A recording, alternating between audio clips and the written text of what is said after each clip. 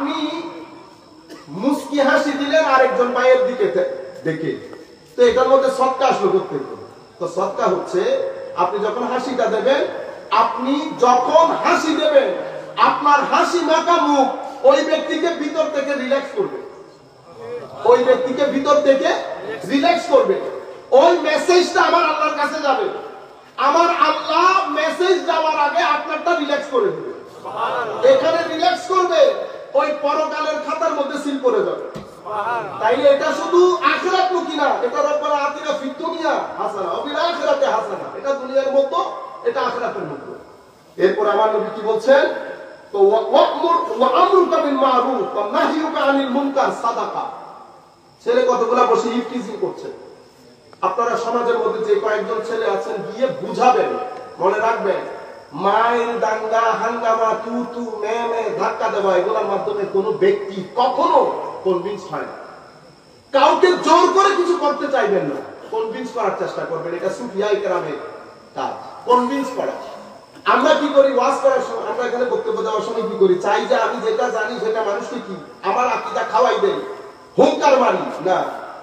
আমি কাউকে খাওয়াই দেওয়ার জন্য আমাকে আল্লাহ পাঠান নাই। আমার নবীর দায়িত্ব ছিল ওয়ামা আলাইনা ইল্লাল বালাগুল লাস্তা আলাইহিম বিমুসাইতির। হাবিব মন খারাপ করেন কেন, আপনি শুধু পৌঁছে দেন। গ্রহণ করা না করা সেটা তাদের ব্যাপার, আমি তাদেরকে বিবেক দিয়েছি, বুদ্ধি দিয়েছি, তাদের বুঝার কথা। বুঝলে ফামান শাআ ফালইউমিন ওয়া মান শাআ ফালইয়াকফুর, তার ইচ্ছে করলে মুমিন হোক, ইচ্ছে করলে কাফের হোক, এটা তাদের ব্যাপার, তাদের ইচ্ছা। তো আমাদের দায়িত্ব পৌঁছিয়ে দেওয়া। কিভাবে পৌঁছাবো? হুঙ্কার দিয়ে, হুঙ্কার দিয়ে না। মনে রাখবেন আমি যত বড় আমার কথা যেন ততটুকুন হয়। আমি এখানে বসে নৈমিষর দিলে ফতোয়া দিলে হইব না, যাইব না সিয়ার আল্লাহ জিনিস ইয়ার রেডে বইয়ে এন্দি হতা হতে হাসমি সব উজুর দিলে হইলে হতা না। আমার নামের আগে মুহাদ্দিস মুফতি থেকে তো লাভ নাই, নামের আগে মুফতি মুহাদ্দিস থেকে লাভ নাই। মনে রাখবেন আমি যতটুকু আমার কথা ততটুকু। আরেকটা বিষয় হচ্ছে ওয়াজ করা। আমরা বলি না ওয়াজ করবে না, ওয়াজ করবে, বক্তব্য দেবে, আলোচনা করবে। ওয়াজ আমাদের সাথে যাবে না। ওয়াজের জন্য আলেমের রব্বানি দরকার, ওয়াজের জন্য হিকমত দরকার। শুধু ইলম দিয়ে ওয়াজ হয় না, শুধু ইলম দিয়ে আলোচনা হয়। ওয়াজের জন্য ইলম এবং হিকমত দুটাই দরকার। হিকমত কি? তো হিকমত হচ্ছে ইলম যখন আমলে রূপ নেয়, সেই ইলমের মধ্যে যখন ইখলাস আসে, সেই ইলমের মাধ্যমে যখন আপনার নফসের খাসলত পরিবর্তন হয়ে ওখানে ভদ্রতা, নম্রতা, ইবাদত, রিয়াজত সবকিছু একসাথে আসে, সর্বসাকুল্যের ভিতরে তাকওয়ার বিল্ডিং নির্মিত হয়, তখন আলেম হাকিম হয়ে যায়। সুবহানাল্লাহ। তখন ইলম এবং হিকমত যখন একসাথে হয় তখন সেই ব্যক্তির জন্য উচিত ওয়াজ করা। তো সেই কারণে আমার আল্লাহ বলেছেন উদউ ইলা সাবিলি রাব্বিকা বিল হিকমা ওয়ালাকাদ আতাইনা লুকমানাল হিকমা, আমি লুকমানকে হিকমত দান করেছি। সেই হিকমতের কারণে লুকমান নিজের ছেলেকে ওয়াজ করেছে। ওয়া ইয ক্বালা লুকমানু লিইবনিহি ওয়া হুয়া ইয়াইযুহু, ওয়াজ করছে লুকমান। সেই ওয়াজ আল্লাহ কোরআনে বর্ণনা দিয়েছেন। লুকমানের ওয়াজ কোরআনে আসলো কেমনে, এটা ওয়াজ হলো কেমনে? তো কারণ আমি লুকমানকে শুধু ইলম দান করি না, হিকমতও দিয়েছি। আমাদের জীবনের মধ্যে অনেক অনেক অনেক বেশি কোরআনের তিলাওয়াত, দরুদে পাক, এগুলার নূর দরকার।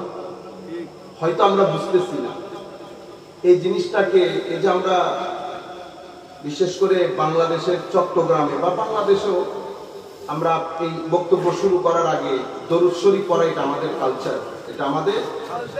অনেক দেশের মধ্যে ওনারা এই যে শুরুতে যে খুতবা করেন ওইটাতে দরুদ সালাম আছে, আলহামদুলিল্লাহ ওয়া সালাতু ওয়া সালামু আলা রাসূলিল্লাহ, ওইটা আছে। আমাদের মতো করে দরুদ সালাম পড়ে না। অবস্থার দৃষ্টিতে যদি আপনারা দেখেন আমাদের এখানে মানুষ অনেক বেশি, অরাজকতাও বেশি আমাদের কারণে, তবুও কেন যেন ভিতরে একটা শান্তি থাকে। পৃথিবীর অনেক দেশের মানুষের অন্তরে এই শান্তি নাই। আমরা যখন এই মাহফিলে বসে আছি, ঠিক এই কতক্ষণ মাহফিলের মধ্যে পৃথিবীর কত ছেলে আত্মহত্যা করেছে তার কোনো, কিন্তু আমরা হচ্ছি পেয়ে যাওয়াতে, বুঝতে পেরেছেন? সুতরাং আমরা কয়েকবার দরুদ শরীফ পড়ব মন দিয়ে। যাদের মন দিয়ে পড়তে ইচ্ছে করবে না তারা দয়া করে চুপ থাকবেন আদবের সাথে। আর মন দিয়ে পড়বো, তারপর আমাদের একটা মাহল তৈরি হবে, আমি কথা বলতে আমার সুবিধা হবে, আপনারাও কথা নিতে সুবিধা হবে। কেউ যদি এমন থাকেন যে সাইন জুড়ে কি হোক মন শক্ত করে আসেন, আমি বিনয়ের সাথে অনুরোধ করবো আমরা ওয়াজ তকরির শুরু করার আগে আপনারা চলে যাবেন। কেন? কারণ হচ্ছে একজনের কারণে পুরা মাহফিল বরবাদ হয়ে যাবে। আমার বক্তব্যগুলো ভিতর থেকে আসতে হবে না, কিন্তু আসে না। কি কারণে? কারণ দুধের মধ্যে এক ফোঁটাই যথেষ্ট। এই জন্য মজলিস নষ্ট করে না দেওয়ার বিনীত অনুরোধ রইল। আমরা সবাই সুন্দর করে আমার নবী সাল্লাল্লাহু আলাইহি ওয়াসাল্লামের মদিনা শরীফকে মাথায় রেখে আমরা কয়েকবার দরুদ শরীফ পড়ব। ঠিক আছে? ঠিক আছে। সালাতুন ইয়া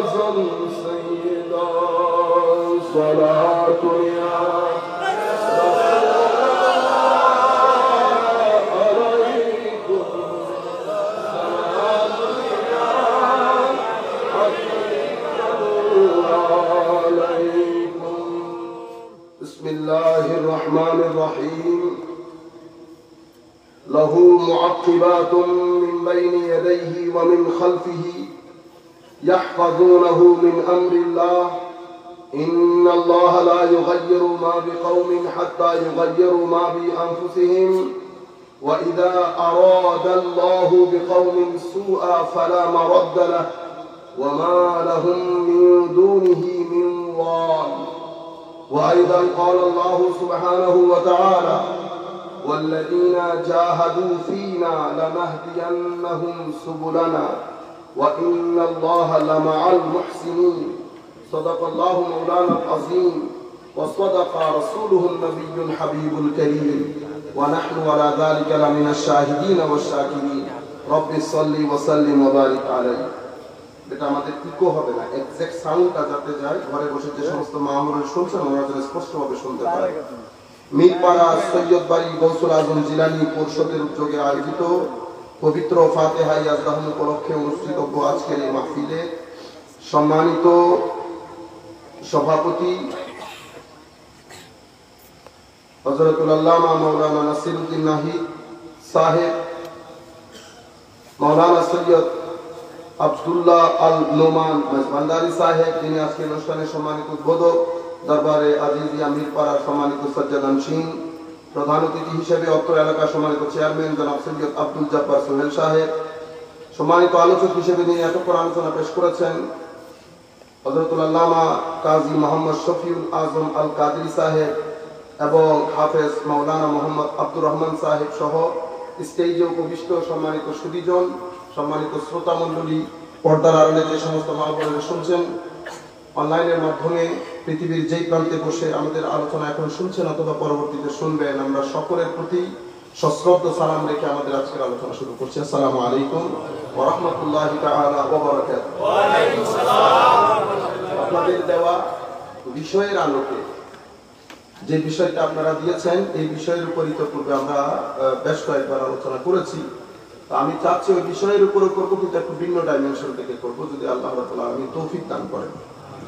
সম্মানিত উপস্থিতি, পবিত্র কোরআনে যে আয়াত, দুইটা আয়াত তিলাওয়াত করেছি, একটা সূরা রাদ, সূরা রাদ পবিত্র কোরআনের 13তম সূরা, এটার 11 নম্বর আয়াত। আল্লাহ রাব্বুল আলামিন বলছেন লাহু মুআক্কিবাত মিন বাইনি আইদিহি ওয়া মিন খালফিহি। আমরা প্রত্যেক মানুষকে সামনে থেকে পিছন থেকে আল্লাহ রাব্বুল আলামিনের পক্ষ থেকে নিয়োগপ্রাপ্ত ফেরেশতারা ফলো করে। সুবহানাল্লাহ। মানে আমরা যখন হাঁটি, আমরা যেখানেই থাকি, আমাদেরকে আল্লাহর পক্ষ থেকে নিয়োগপ্রাপ্ত কিছু ফেরেশতা সামনে এবং পিছন থেকে কি করে? ফলো করে। এটাকে আমরা এভাবে বলি, ফলো করে। ওনাদের কাজ কি? ইয়াহফাজুনাহু মিন আমরিল্লাহ, আল্লাহর নির্দেশে ওনারা আমাদের রক্ষণাবেক্ষণ করে। সুবহানাল্লাহ। আপনারা বলেন না টেক কেয়ার করে, লুক আফটার করে। আল্লাহর পক্ষ থেকে আমাদেরকে হেফাজত করে। কারা? এই ফেরেশতারা। আমরা কিন্তু দেখি না। হাদিসে পাকের মধ্যে এতটুকু এসেছে, এই ফেরেশতারা, বাচ্চারা দেখেন, ছোট ছোট বাচ্চা আমাদের জীবনে আপনারা দেখেছেন, এমন ভাবে পড়ে আপনি চোখ বন্ধ করে ফেলেন না। কিছুদিন আগেও আমার এই ঘটনা ঘটেছে। আমি কোনো রকম মানে জায়গার মধ্যে হয় না থা দাঁড়ানো, কিন্তু ছেলে পড়ে উঠে গেছে, ফ্লোরের মধ্যে পড়ে মনে হয় যেন কেউ ছেলের নিচে, মাথার নিচে হাত দিয়ে দিয়েছে। নতুবা টাইলসের ফ্লোরে মাথা পিছন দিয়ে যদি উপরের বিছানা থেকে পড়ে, 1 বছরের ছেলে, মাথায় ব্যথা ব্যথা না? আজীব বিষয়। আপনারা দেখবেন হঠাৎ করে একটা পাথর এসে আপনার চোখে পড়ার কথা, কিন্তু হয় এখানে পড়ে, নয় এখানে পড়ে, চোখ বেঁচে যায়। অ্যাক্সিডেন্ট রাস্তার মধ্যে, এগুলো তো আমাদের নিত্য নৈমিত্তিক অভিজ্ঞতা, প্রত্যেক দিনের অভিজ্ঞতা। কারণ প্রায় তো আমার মনে হয় ডেইলি যদি অন এভারেজ হিসাব করে আমরা ডেইলি 400 মাইল সফর করি। চট্টগ্রামে তো কদাচিৎ প্রোগ্রাম। এই যে রাত্রেবেলা যখন আমরা আসি, মানে বাংলাদেশের রাস্তার অবস্থা, এটা আল্লাহ পাক বাঁচাই বলে বাঁচা, নতুবা এটা কোনো ড্রাইভিং না, এটা কোনো মানুষের পক্ষ থেকে, মানুষ না, আমরা মানুষের ড্রাইভিং এর মধ্যে মনুষ্যত্ব থাকবে, এটা কোনো ড্রাইভিং হতে পারে না। এই যে সামান্য অবস্থা আল্লাহ রাব্বুল আলামিন বাঁচিয়ে ফেলে। আপনারা কি বলেন? তো আমার নবী হাদিসে পাক মধ্যে ইরশাদ করছেন, এই সমস্ত ফেরেশতারা আপনাকে কঠিন বিপদ থেকে বাঁচিয়ে ফেলে। যেই বিপদ আল্লাহ আপনার উপর একেবারে শিরোধার্য করে দেয় না, মানে it must have to B happen, এটা ঘটতেই হবে। এই ঘটনা বাদে বাকি আল্লাহ রাব্বুল আলামিন অসংখ্য দুর্ঘটনা থেকে বান্দাকে বাঁচিয়ে ফেলে সুবহানাল্লাহ, এই ফেরেশতাগুলোর মাধ্যমে। এরপরে আমার আল্লাহ কি বলছেন দেখেন, ইন্নাল্লাহা লা ইউগাইয়িরু মা বিকাওমিন হাত্তা ইউগাইয়িরু মা বিআনফুসিহিম। এর মানে এই না যে আপনি ওই ট্রেনের মধ্যে ঝাঁপ দেবেন অথবা ট্রেন থেকে ফোকাস করে পড়ে যাবেন, ফেরেশতারা বাঁচাবে, ঘটনা সেরকম না। সুন্নতে ইলাহি কি? আমার আল্লাহর নিয়ম, কানুন, গ্রামার, সিস্টেম। নিশ্চয়ই আল্লাহ সেই জাতির ভাগ্য পরিবর্তন করে না যেই জাতি নিজের ভাগ্য নিজের পরিবর্তনে সচেষ্ট হয় না। সেই ব্যক্তি, সেই পরিবার, কোন ব্যক্তি একেবারে ব্যক্তি পর্যায় থেকে শুরু করে উপরের পর্যায় পর্যন্ত আপনি যা কিছু করতে চাইবেন, যে কিছু করতে চাইবেন, সেটার জন্য আগে আপনি নিজেকে নিজে পরিবর্তন করতে হবে, প্রস্তুত করতে হবে। আচ্ছা, এরপর আমার আল্লাহ কি বলছেন? ওয়াইজা আরাদাল্লাহু বিকওমিন সুআ, আল্লাহ যখন কোন জাতির ব্যাপারে সিদ্ধান্ত নিয়ে নেয় যে তাকে আমি সাফার করাবো, সিদ্ধান্ত কখন নেয়? যখন সেই জাতি নিজের উপর নিজে ওই জিনিসটাকে হোক, ওই জিনিসটা ঘটুক, যখন জাতি নিজ থেকে সেটা কামনা করে, তখন আমার আল্লাহ ডিসাইড করে ফেলবে, সিদ্ধান্ত নিয়ে ফেলে যে এই জাতির ভাগ্যে এটা ঘটুক। তো আমার আল্লাহ যখন সিদ্ধান্ত গ্রহণ করে, আল্লাহ বলছেন ফালা মারাদ্দালা, স্রষ্টার সৃষ্টির মধ্যে এমন কোন মায়ের ছেলে নাই আল্লাহর ডিসিশনের উপর কলম চালাবে। If it is decided, then decided. Nobody can change divine will, divine wish. If Allah subhanahu wa ta'ala wants to do something, it's gonna be happen. None of us, no matter who you are, no matter whether you are president of America or Africa or whatsoever, if Allah decides something, it must be happen. It must have to be happen. It is going to be happen. Nobody can change the cursor of the decision of Allah Almighty and wish of Allah Almighty. আল্লাহর ডিসিশনের cursor কেউ change করতে পারে না।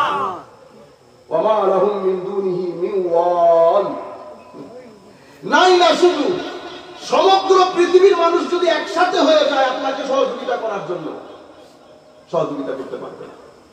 আমার নবী আব্দুল্লাহ ইবনে আব্বাস রাদিয়াল্লাহু তাআলা আনহুকে বলছিলেন, তালিম দিচ্ছেন, এটাকে তারবিয়ত বলে। তো বেটা, নিজের কর্মের মধ্যে যা কিছু করবা, কোন কিছু চাইবা আল্লাহর দরবারে, মানে তোমার প্রত্যেক কিছুর মধ্যে যেন গড অ্যাওয়ারনেসটা থাকে, আল্লাহর অ্যাওয়ারনেস। যেই কাজ আমি জীবনে করবো, বেটা আপনি ইয়াটা কমাই দেন, এই যে সাউন্ড রিফ্লেকশন হচ্ছে এগুলো কমাই দেন, তো প্যাকেজ অনুষ্ঠান দিবেন দেবো। বুঝতে পেরেছেন? আমি যেটা আপনাদেরকে বোঝাতে চাচ্ছি, আপনি যেই হন, যেই করেন, আপনার জীবনের মধ্যে গড অ্যাওয়ারনেস, আল্লাহর অ্যাওয়ারনেস, আল্লাহ নিয়ে আবার নারাজ হয়ে যায়। আমরা কি করি? আমাদের জীবনকে দুই ভাগে ভাগ করি, এক ভাগ আল্লাহ, এক ভাগ মানুষের। আমরা যখন ব্যক্তি পর্যায়ের কাজগুলা করি, আমরা তখন কোন সীমা পরিসীমা রাখি না। মুনাফিকি থেকে শুরু করে, মিথ্যা থেকে শুরু করে, মানে যা উল্টানোর উল্টাই দেই। আবার মসজিদে আসে, আবার মাহফিলে আসি, মাহফিলে এক রং, মসজিদে এক রং, আরেক জায়গায় আরেক রং, তিন রং হয়ে গেল। তো যে জাতির মানুষগুলা বিভিন্ন রঙে রঙিন হয়, সেই জাতি কখনো ভোগান্তি থেকে বাঁচতে পারে না। সেই জাতি কখনো ভোগান্তি থেকে বাঁচতে পারে না। নাম্বার ওয়ান, সেই জাতির মানুষগুলা কখনো তাদের জীবনে স্থিরতা প্রতিষ্ঠা করতে পারবে না। আমাদের যারা মুরব্বী আছে, এখন যারা এখানে বসে আছেন 60-70 বছরের মুরব্বী, তাদের জীবন বিভিন্ন রঙে রঙিন ছিল। সততা, সত্যবাদিতা ছিল সব জায়গায় এক, সব জায়গায় তাকওয়া, পরহেজগারি, তাওয়াক্কুল, সততা সবচেয়ে বড় দারুণ জিনিস তাদের জীবনে। এটার ফলাফল কি ছিল জানেন? ফলাফল হচ্ছে রিজিকের মধ্যে কোনো সীমা পরিসীমা ছিল না, তাদের অন্তরে কোনো অস্বস্তি ছিল, শান্তি, সুখ, সুখ সমৃদ্ধ জীবন। অথচ ঘরগুলা যে অনেক পাকা ছিল, ঘরের মধ্যে দিয়ে এয়ার কন্ডিশন ছিল সেরকম না, কিন্তু বুক ভরা শান্তি ছিল, গাছ ভরা ফ্রুট ছিল, জমিন ভরা ভেজিটেবল ছিল, পুকুর ভরা মাছ ছিল, গোয়াল ভরা গরু, তারপরে ধান রাখেন যেটা কি বলে গোলা, গোলা ভরা ধান। এই আমরা, এটা আল্লাহর সুন্নত। আল্লাহর সুন্নত কি? সুন্নত ইলাহি হচ্ছে আপনি যখন এক রঙের হবেন, কয় রঙে? এক রঙে। এক রঙের মানুষ সৎ হয়, এক রঙের মানুষের মধ্যে কখনো মুনাফিকি থাকে না, এক রঙের মানুষ সব সময় সহনশীল, উদার হয়, ভদ্র হয়। এগুলার একটা রেজাল্ট আছে। রেজাল্ট কি? রেজাল্ট হচ্ছে আপনার ভিতরে যখন সততা থাকবে, আপনার অন্তরে স্থিরতা থাকবে।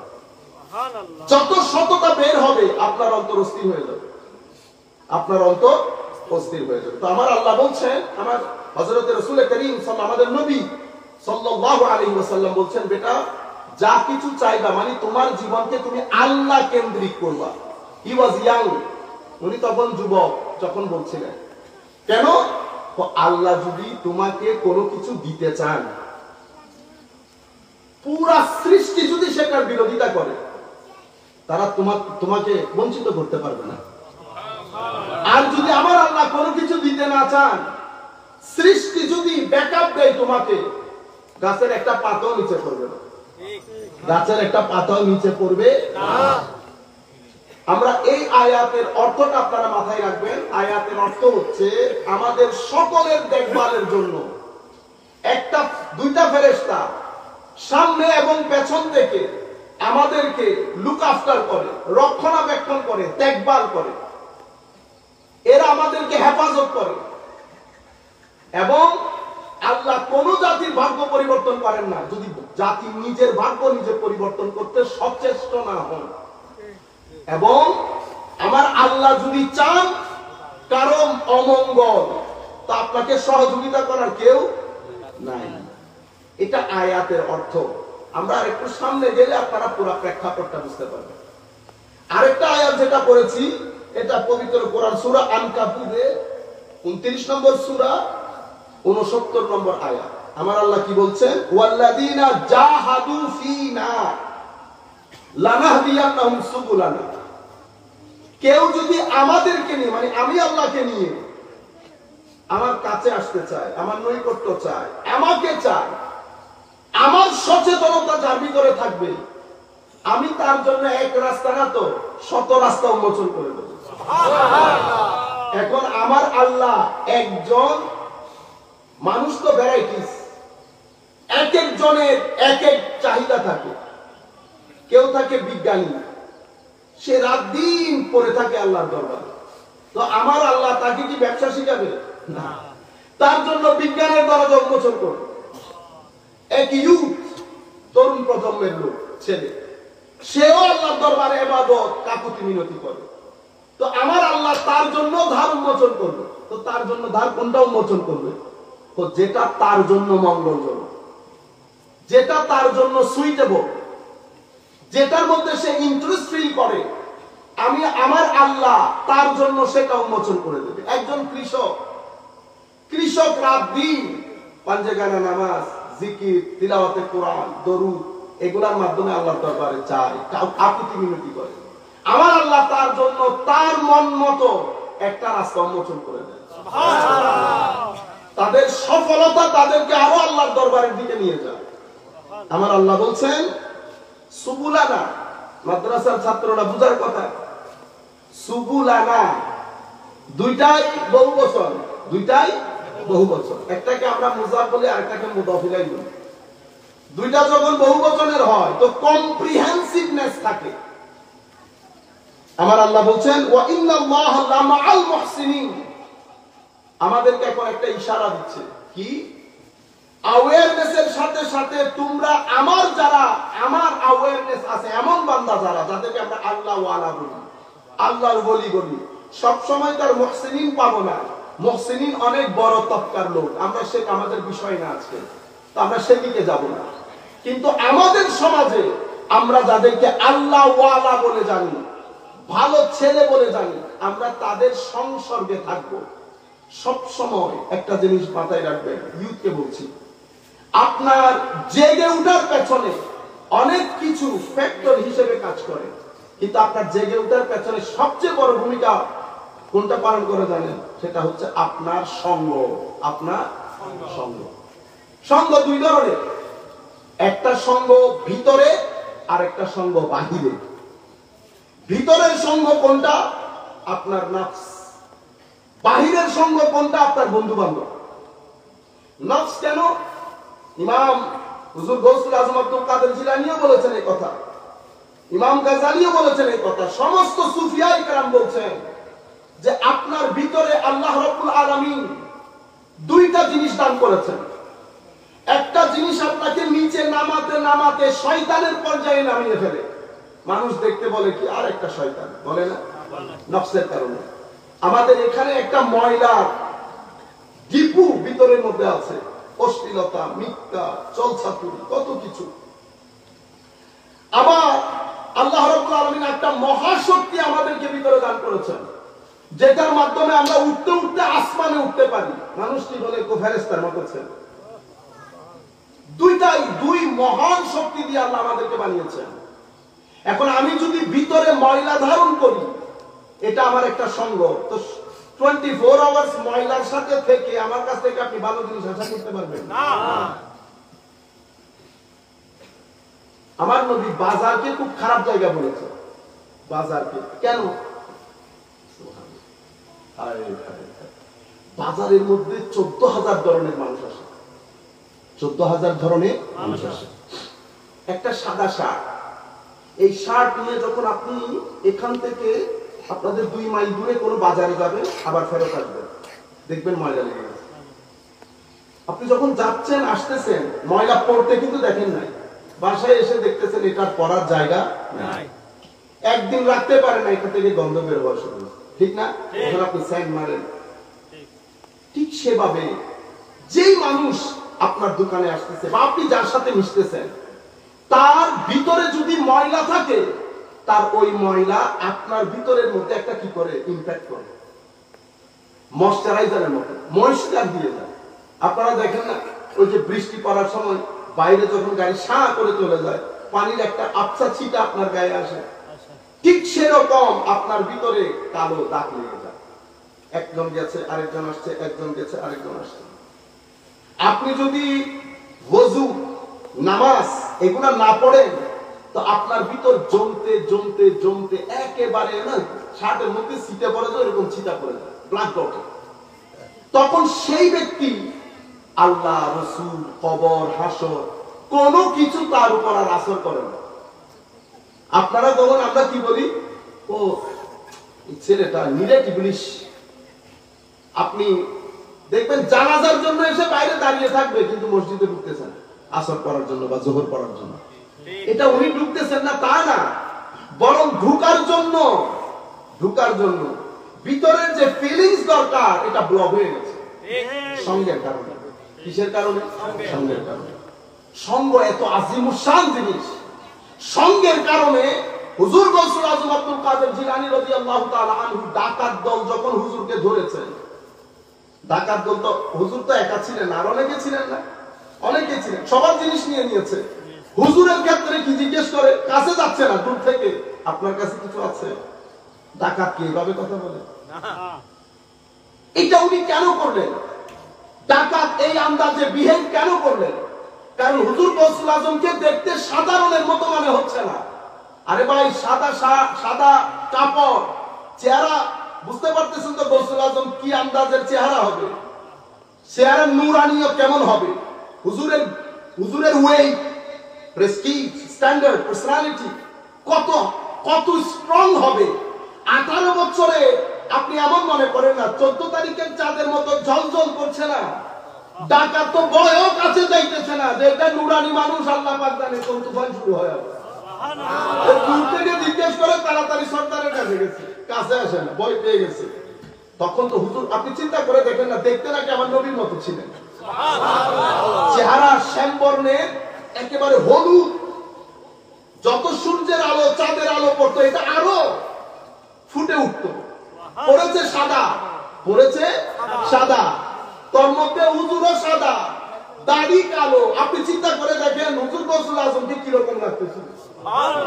কিছু আন্দাজ তো আপনি মাইজবান্ডার দরবার শরীফের আওলাদ দেখলেও বুঝতে পারেন, কিছু আন্দাজ তো হুজুর তাহের শাহ মুতাজিলুল আলী দেখলেও বুঝতে পেরেছেন। আপনারা এই যে হুজুর তাহের শাহ মুতাজিলুল আলী, মাইজবান্ডার দরবার শরীফের আওলাদ, এগুলাকে 18 বছরে আনেন।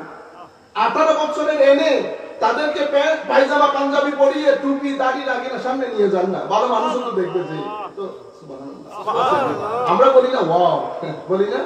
তো ডাকাত দল তো বলছে ওয়াও। এটা তো বুঝতে পেরেছেন সঙ্গ কি করে মানুষকে দেখেন। 100 বছরের রাস্তা 1 সেকেন্ডে অতিক্রম করাই সঙ্গ। হুজুর গৌসুল আজম দাঁড়িয়ে আছে, ভয় পাইছেন? ভয় পান নাই। উনি তো দাঁড়িয়ে আছেন, গেছে দৌড়ে সর্দারের কাছে। সর্দারকে সে কি বলেছে সেগুলো কিতাবে আসে নাই, কিন্তু কিছু জিনিস কনটেক্সটের মাধ্যমে বোঝা যায় সে কি বলতে পারে। সে গিয়ে নিশ্চয়ই বলেছে, হুজুর ছেলে একটা দেখেছি, সাধারণ মনে হচ্ছে না, অসাধারণ, দারুণ সুন্দর চেহারা, পার্সোনালিটি অসাধারণ। হুজুর আমার কাছে অলৌকিক অলৌকিক মনে হচ্ছে। আপনি যদি একটু আসেন, আর আমি জিজ্ঞেস করেছি, উনি বলেছেন ওনার কাছে 40 দিরহাম আছে। হয়তো এগুলাই বলেছে, কারণ কনটেক্সট আমাদেরকে বলছে এটাই বলেছে। দুইজন আসতেছে, সবাই মিলে আসতেছে। এখন হুজুর গৌসুল আজম দাঁড়িয়ে, ওনারা আসতেছে, চোখ হুজুর গৌসুল আজমের দিকে, হুজুর গৌসুল আজমের চোখ তাদের দিকে। তো সিনার নূর পাসিং হয় চোখের মাধ্যমে। কিসের মাধ্যমে? চোখের মাধ্যমে। এজন্য আমার নবী বলছেন, ইত্তাকু মিন ফিরাসাতিল মুমিন ফাইন্নাহু ইয়ানজুরু বিনুরিল্লাহি আযজা ওয়া জাল, আও কামা ক্বালা নবী সাল্লাল্লাহু আলাইহি ওয়াসাল্লাম। অন্য হাদিসের মধ্যে আমার নবী বলেছেন নূরুল আলা নূর। অন্য হাদিসের মধ্যে বলেছেন মাসাবিহ। কোরআনের মধ্যে আল্লাহ বলেছেন আফামান শারাহাল্লাহু সাদরাহু লিল ইসলাম ফাহুয়া আলা নূরিন মিন রাব্বিহি। দেখছেন নূরময়। আপনি এক নবীর নূর মানতেছেন না, আল্লাহ এখানে নূরময় করে দিয়েছে। সুবহানাল্লাহ।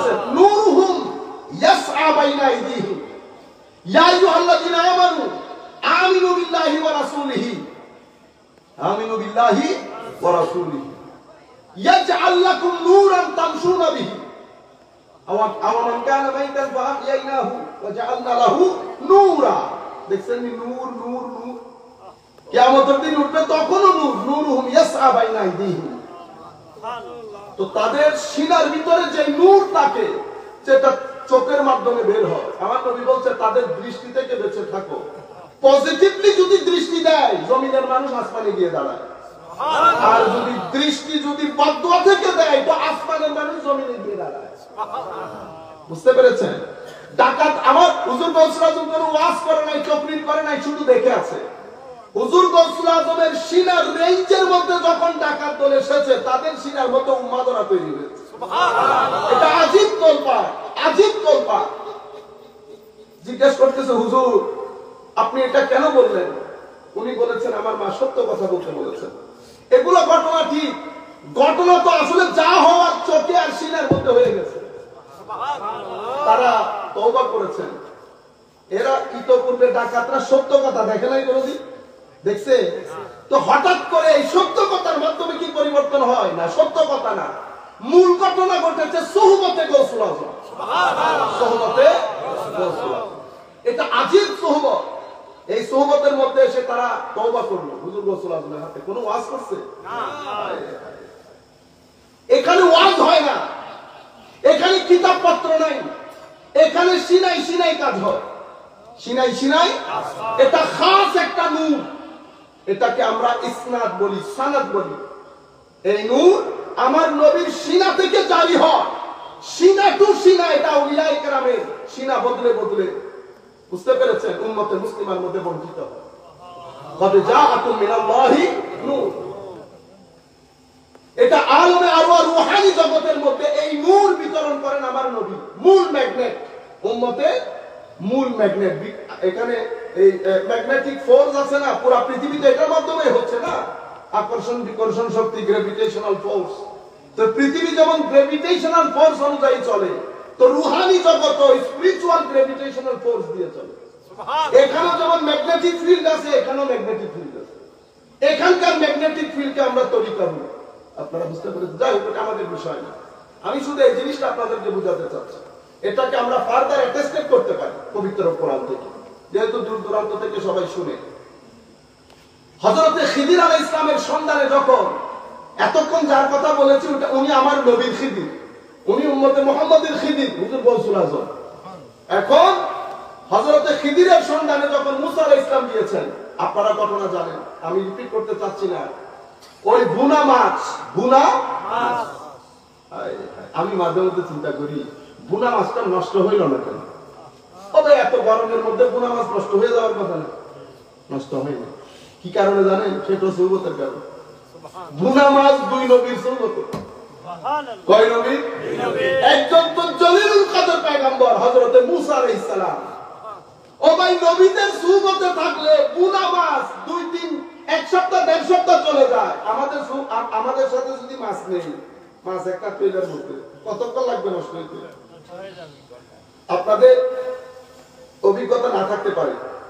আমরা তো দূর দরাজে সফর করতে হয়, বাইরে আমেরিকা যেখানেই হোক, তো সফরে বেরোবো, সফরের মধ্যে অনেক খাওয়া দাওয়া নিয়ে যায়, বুঝছেন? সবাই ধরে 5 জন গেলে 5 জনে 5টা ডিশ বানিয়ে নিয়ে আসে, গাড়ির পিছনে থাকে দাওয়ায় দাওয়ায় খাওয়া। যদি সফর একটু লম্বা হয় তো আপনি বিরিয়ানি বানিয়ে নিছেন না, বিরিয়ানি খতম, বিরিয়ানি খতম, অথচ 4 ঘন্টা হয়নি। রোদের তেজ যখন পড়ে গাড়ির পিছনে 2 মিনিটে বিরিয়ানি খতম। ও ভাই 5-6 দিন, 1 সপ্তাহ, 1.5 সপ্তাহ, 2 সপ্তাহ, 24 দিন চলে যাচ্ছে, বুনা মাছ নষ্ট হয়ে যাওয়ার কথা, নষ্ট হয়নি। আমাকে আমার এক ছাত্র জিজ্ঞেস করতেছে, যে নষ্ট হইল না কেন? আমার মাথায় যেটা আসছে সেটা বলছে, আল্লাহ এটা আম্বিয়ায়ে কেরামের সুন্নতের তাসির। আমরা যেমন গন্ধা, আমরা যেমন পচা, মাছও কি হয়? পচে যায়। ওনারা তার পচা না, বুঝতে পেরেছেন? সুবহানাল্লাহ। তো হযরত ইউসাকে যখন জিজ্ঞেস করেছে, ইউসা ইয়া করো, আমরা একটু লাঞ্চটা করে দেব, লাঞ্চটা মানে দিনের খাওয়াটা খেয়ে ফেলে অনেক টায়ার্ড লাগতেছে। তখন উনি বলতেছেন, আই হুজুর আমি তো ওই যে পানিতে নামছিলাম ফ্রেশ হওয়ার জন্য, ও মাছ তো বিসমিল্লাহ করে সাঁতার কেটে চলে গেছে। আপনি দেখেন, আমি শুধু এটা বোঝাতে চাচ্ছি আপনাদেরকে, বুনা মাছ থলেতে পানি আর মাছের সাথে কোনো টাচ হয় না, এটাকে ময়েশ্চার বলে।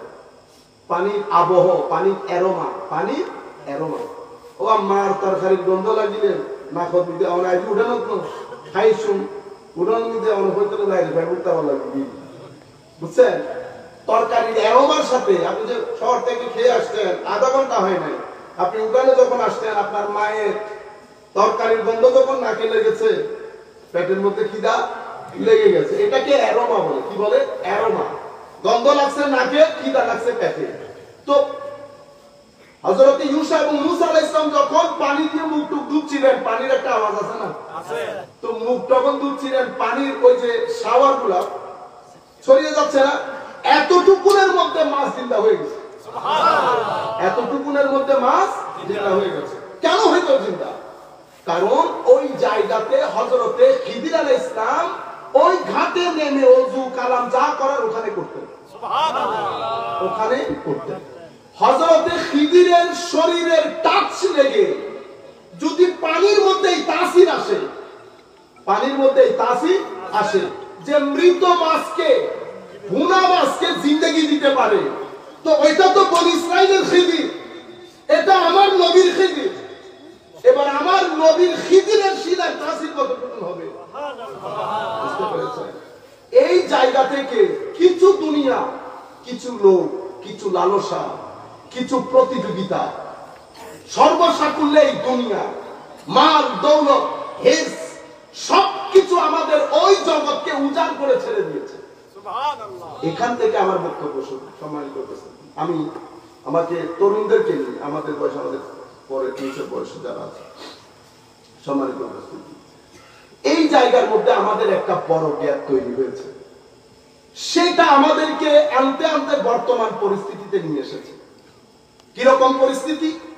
আমরা সবাই মুরব্বীরা না, মুরব্বীরা তো অনেক উপরে, মুরব্বীদেরকে আমরা সবাই বাসায় গিয়ে আজকে আমরা লিস্ট করি সকাল থেকে রাত পর্যন্ত আমরা কি করি, আমাদের রুটিন কি, ডেইলি রুটিন। আমি সহ সকালের নাস্তা থেকে শুরু করে রাতের ভাত খেয়ে ঘুমানো পর্যন্ত দেখি আমাদের লিস্টের মধ্যে আল্লাহ, রসুল, কবর, হাসর, পরকাল আছে কিনা দেখেন তো একবার। নাই। আমি যদি আমার মাকে জিজ্ঞেস করি, মানে আমাদের মাদেরকে, তো তারা বলবে সকালে নাস্তা বানানো, অতঃপর দিনের খাওয়া, সিটিংয়ে মানুষ তো এটা সাইড মাস তরকারি হইলে নয়। এই সংস্কৃতি বন্ধ করেন, তরুণদেরকে বলছি। ইন না ভাই বেনি মাছ যদি ছেলে দেয় আনছে তুমি আমি 2 তরকারি দিন আমাদের দাম বলি।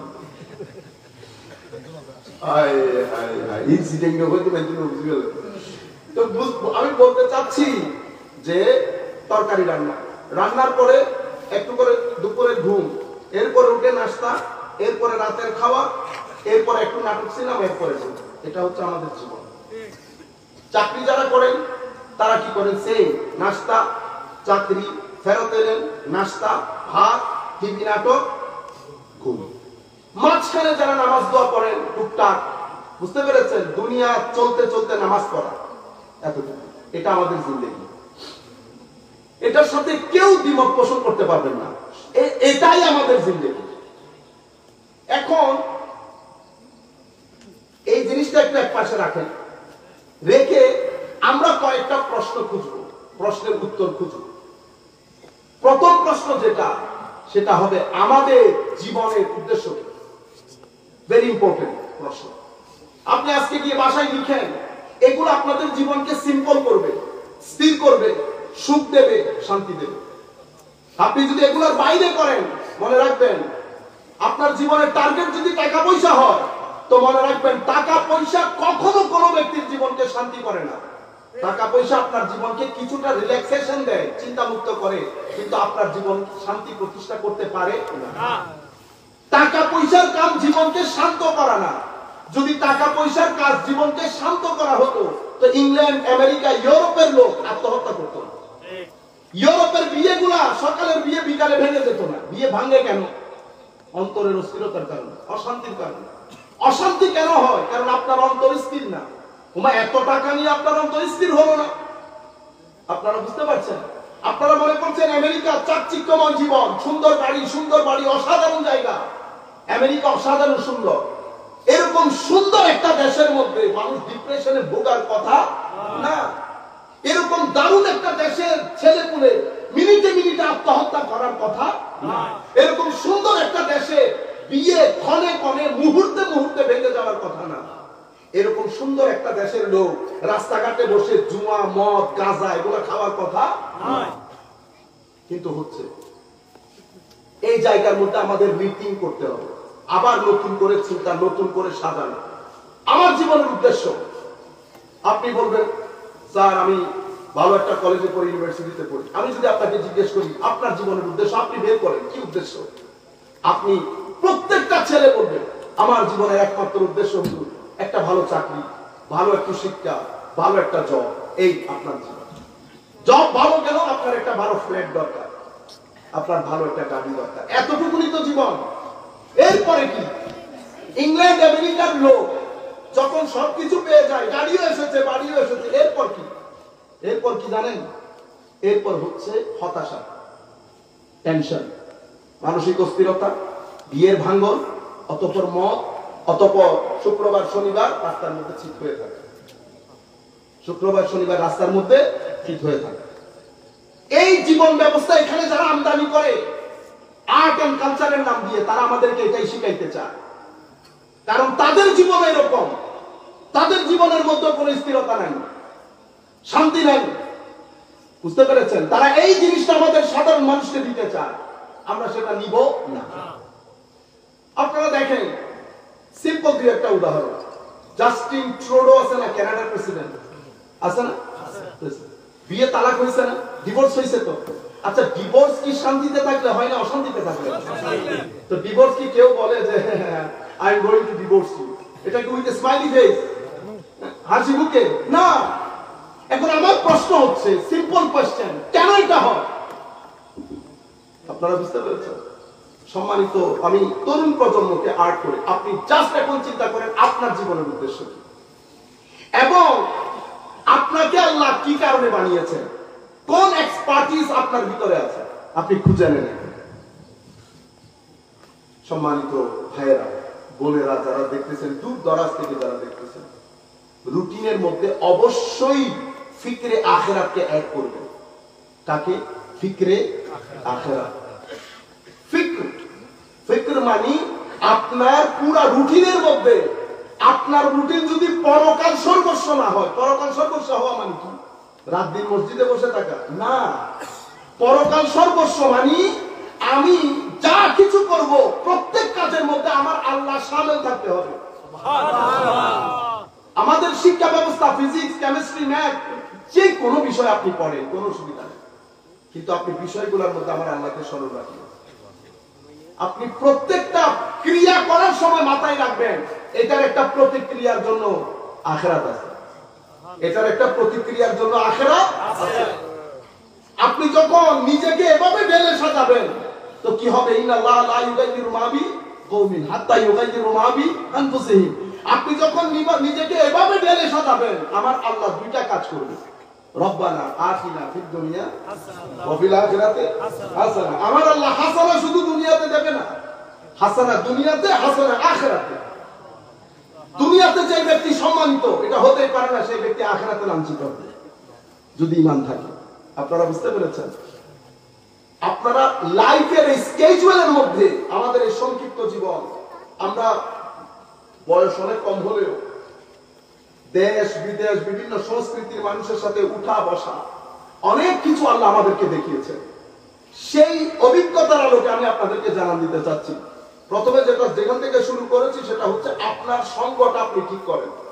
সঙ্গ ঠিক করার জন্য আপনার ভিতরে আপনি যদি দেখেন আমি অশ্লীল, আমি আমার মধ্যে আদবের কমতি আছে, ধৈর্যের কমতি আছে, ভদ্রতার কমতি আছে, আপনার মেজাজ রুক্ষ কর্কশ, এগুলো আপনি আস্তে আস্তে কি করেন? মনিটর করেন। মনিটর করে এটাকে একটা সহনীয় পর্যায়ে আনার চেষ্টা করেন। শুধু আপনি বই পড়ে পড়ে মুখস্থ করলেন কোনো কাজ হবে না। এই জায়গা করতে গেলে আপনাকে দুই তিনটা জিনিস করতে হবে। সেটা কি? আপনার ঘরের মধ্যে কিছু বই রাখবেন, আমার নবীর সিরত, আমার নবীর জীবনী, আউলিয়া ইকরামের জীবনী, ইমাম গাজালির কিছু কিতাব, এগুলো রাখলেন, কোরআন পড়লেন। এই জিনিসগুলো ডেভেলপ করবেন এভাবে। আপনার ভিতরের জগতের সঙ্গ যদি ঠিক করতে চান অবশ্যই আপনাকে মসজিদমুখী হতে হবে। এটা আপনি কেন হবেন? কবরের শান্তির জন্য না, শুধু আমি আপনার দুনিয়ার শান্তির কথা বলছি। কারণ এখন যে সোসাইটিতে আপনারা বসবাস করছেন, যে ড্রাস্টিক চেঞ্জ এবং আর্ট এন্ড কালচারের নামে আমরা যেই মহাসমুদ্রের মধ্যে ডুব দিচ্ছি, কনসিকুয়েন্স কি জানেন? ফলাফল হচ্ছে কিছুদিনের মধ্যে আপনি ডিপ্রেসড হবেন। আপনার ডিপ্রেশন আপনাকে বিভিন্ন ধরনের মানসিক রোগের মধ্যে ফেলে দেবে। আপনার বিয়ে করতে ইচ্ছে করবে না, আপনার সমাজের সাথে চলতে ইচ্ছে করবে না, আত্মীয়তা সম্পর্ক আপনার রাখতে ইচ্ছে করবে না। সবকিছু মিলে আপনি দিনের পর দিন একাকিত্বে ভুগবেন। এই একাকিত্ব আপনাকে কোথায় নিয়ে যাবে আপনি কল্পনা করতে পারবেন না। কেন? কারণ হচ্ছে আমার আল্লাহ আপনাকে ডিজাইন দেওয়ার সময় মন বলে একটা জিনিস দিয়েছে, আপনার কলব। কলবের একটা ধর্ম আছে, একটা গ্রামার আছে, কলবের নিজস্ব একটা গতি আছে, ডিজাইন আছে। আপনি যদি কলবের খাদ্য কলবকে না দেন, আপনার কলব, আপনার মন আপনাকে বাঁচার জন্য, জীবন যাপনের জন্য যতটুকু রিল্যাক্সেশন দরকার ততটুকু রিল্যাক্সেশন কি দেবে না? অক্সিজেন দিবে না। আমার পেটে খাদ্য দরকার, সেই খাদ্যের মধ্যে আমার ভিটামিন দরকার, ক্যালোরিজ দরকার, প্রোটিন দরকার। আপনি যদি সেগুলো না দেন, শরীর সঙ্গ দেবে আপনাকে, 3 দিন পরে আপনার উঠতে মন চাইবে না। আমরা যখন খাওয়া দাওয়া কম করে ফেলি, খাওয়া দাওয়া করলে ভালো করে কথা বলা যায় না, পড়তে ইচ্ছে করে না, ঘুম আসে। তো যখন খাওয়া কম করে দেয় কি হয় জানেন? এই কিছুদিন আগে, এখনো 2-3 দিন হয়নি, বিছানা থেকে আর উঠতে পারতেছি না। ঘটনা কি? বন্ধুর সাথে কথাবার্তা বললাম, বলতেছে আপনি শুধু যতগুলো শক্তি খরচ করতেছেন, কিছু শক্তি তো কি করতে হবে? আপনার loading unloading is not balance. দেখছেন ডাক্তারের কথা, loading unloading is not balance. আপনি যত কিছু আনলোড করছেন তত তো লোড করতে হবে। তো কিভাবে লোড করতে আমাকে শিখিয়ে দিয়েছে। আপনি বেশি খাইতে পারবেন কোনো কথা নেই, এই জিনিসগুলো একবার খাবেন, দেখবেন লোডে। তার কথা মতো আসলে ঘটনা সেরকম। আমি আপনাদেরকে যেটা বুঝাতে চাচ্ছি, আচ্ছা বাবা শক্তিশালী মানুষ সামান্য উঠানামার মধ্যে বিছানায় পড়ে গেছে, এটাও ঠিক সেই রকম। এটা সামান্য উঠানামার মধ্যে বিছানায় পড়ে যায়। এটা যখন বিছানায় পড়ে মানুষ আনকন্ট্রোলেবল হয়, চোখ আনকন্ট্রোলেবল, পাগলা ঘোড়ার মতো চোখ দৌড়াবে, কান দৌড়াবে, মুখ দৌড়াবে। দৌড়াচ্ছে না এখন আমাদের? রাত দিন বসে আমরা নাটক সিনেমা দেখতেছি, তারপরে আরো কত কিছু করতেছি, এটা আমরা জানি, আমাদের খোদা জানে। আমি আপনাদেরকে এই জায়গার মধ্যে চিন্তা করে এখানে একটা পরিবর্তন আনতে হবে। সেই পরিবর্তনের পরে আমাদের জীবনের উদ্দেশ্যের মধ্যে আপনি যদি পরকালকে ঢেলে না দেন, তাইলে আপনার ইহকাল সুন্দর হবে না কোনোদিন। মনে রাখবেন, সেই কারণে আমার আল্লাহ বলছেন কোরআনে হাকিমের মধ্যে, ওয়ালাল আখিরাতু খায়রুল লাকা মিনান নার বাল তুসিরুনাল হায়াতাদ দুনিয়া ওয়াল আখিরাতু খায়রুম ওয়া আবকা। আমার আল্লাহ এবং নবী আখিরাতকে দুনিয়ার উপর প্রায়োরিটি দিতে বলেছেন।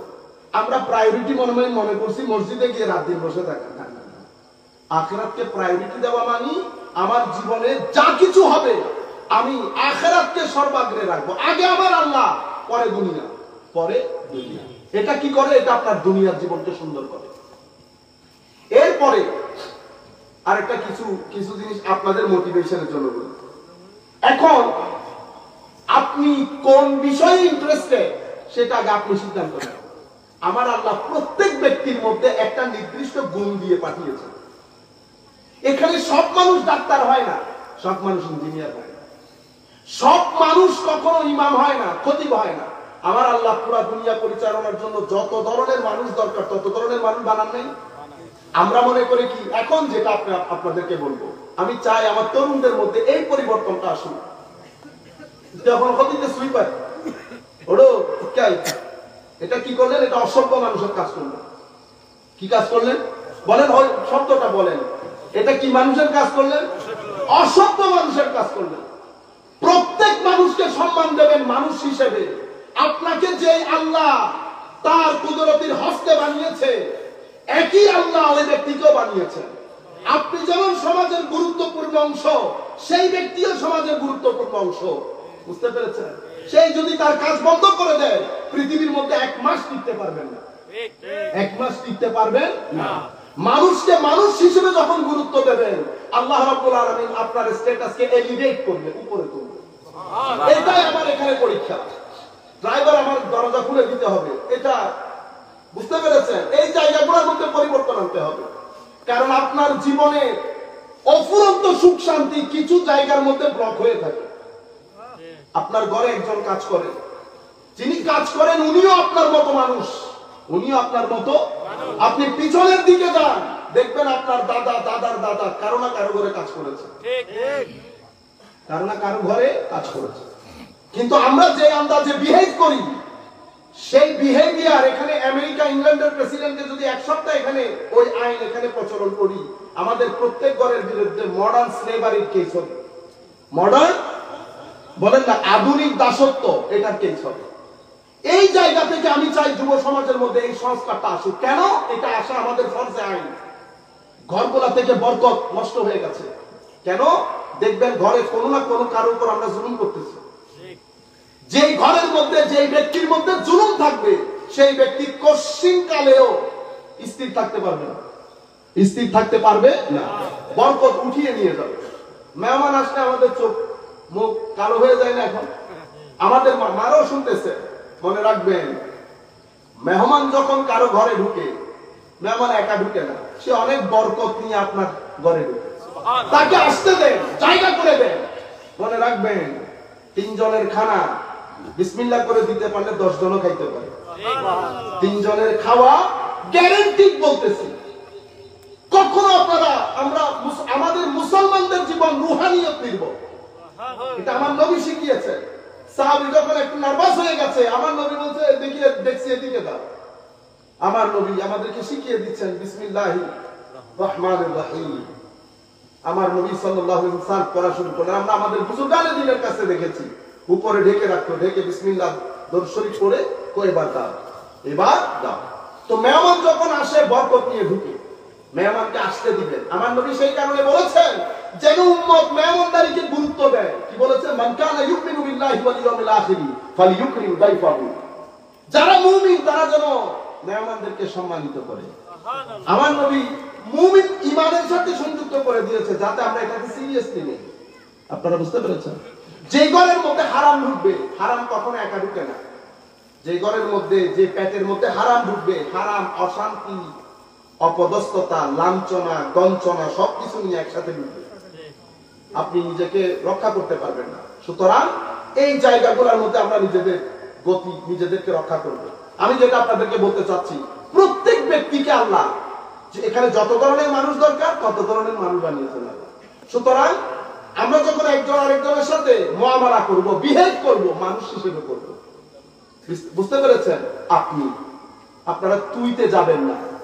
আপনার চেয়ে বয়স্ক মানুষকে কখনো তুমি করে কথা বলবেন না, তুমি করে কথা বলবেন না, আপনি করে কথা বলবেন। সে যেই হোক, কি হবে জানেন? এটা আপনার ছেলেদের উপর ইম্প্যাক্ট করবে। আমি গ্যারান্টির সাথে আপনাদেরকে বলছি, আপনি এটা করবেন, আপনার ছেলেদের ব্যবহারের মধ্যে আসমান জমিনের ফারাক চলে আসবে। এটাকে সভ্যতা বলে। শুধু সুন্দর পায়জামা পরলেন, পাঞ্জাবি পরলেন, প্যান্ট শার্ট সুটেড বুটেড হওয়া তুই তুকারি যায় না। এই পরিবর্তন, কারণ এটা একটা দারুণ দেশ, অসম্ভব সুন্দর দেশ, অসম্ভব সহমর্মিতার দেশ। এইরকম একটা অরাজকপূর্ণ সমাজের মধ্যে আমাদের ভাইয়েরা, বোনেরা, মারা ঘন্টার পর ঘন্টা বসে আমার নবীর আলোচনা শুনে, এটা পৃথিবীতে বিরল। পৃথিবীতে এটা কেন? এটাই আউলিয়ায়ে কেরামের ফিউজাতের বরকত। আউলিয়ায়ে কেরামের ফিউজাতে বরকত। সুতরাং আজকের পর থেকে আমি বিনয়ের সাথে আপনাদেরকে অনুরোধ করছি, যদি আপনারা জীবনে কিছু হতে চান, যদি আপনারা চান জীবনে কিছু একটা কন্ট্রিবিউট করতে, এখান থেকে আপনাদের কন্ট্রিবিউশন শুরু। আপনাদের আশপাশের লোকের রাইটস এন্ড রেসপন্সিবিলিটিস, এটা দুইটা জিনিস খেয়াল করবেন। তার অধিকার, আপনার দায়িত্ব, এই দুইটা জিনিস খেয়াল করবেন। এরপরে আপনার ভিতরে আপনি চিন্তা করে দেখেন কোন বিষয়ে যাবেন। আপনি যেটাতে ইন্টারেস্ট ফিল করেন, আপনি সেই বিষয়ে প্রসিড করেন। আপনার সময় অনেক সীমিত, আপনার আখিরাত অনেক লম্বা।